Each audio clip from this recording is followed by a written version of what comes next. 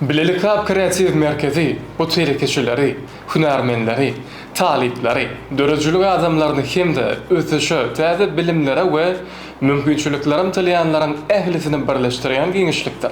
Креативный центр «Билилек Хаб» – пространство, которое объединяет предпринимателей, специалистов, студентов, творческих людей и всех, кто стремится к развитию, новым знаниям и возможностям. Bu ýere gelýänlere networking we bilelikde işlemek üçin Open Space açyk iş dolugy, dolu ünsüňi jemlemek üçin hususy Fox Room sotoglary, dürli görnüşli duşşuklar we gepleşikler üçin otoglar, şeýle hem sinhron terjime hyzmatyny guramagy mümkinçiligi bolan 200 orunlyk döwreler Forum Hall maslahatlar zali elitarlydyr.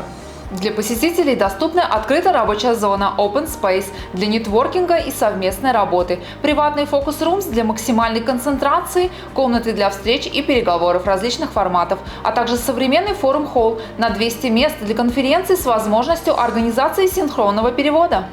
Bilelik Hub'ın konsepsiýasyna dörüjülük bölügine aýratyn öňüs berilýär.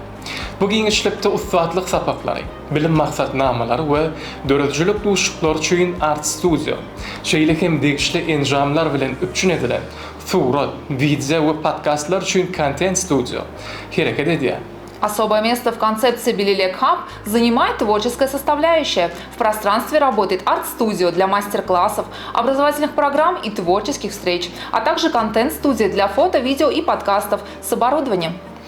Bundan başga da Bilelik Hub medeniýeti we sunugaty meşgullandyrmak üçin amatly meýdançadyr. Mihmanlaryň okumak üçin bolsa ýürüýte saýlanyp alynan edebiýat ýygndysyna ödürlenýän oňoýly kitap borçy hem döredildi. Кроме того, «Билилек Хаб» – это площадка для популяризации культуры и искусства. Для гостей создан уютный читательный уголок с тщательно подобранной коллекцией литературы.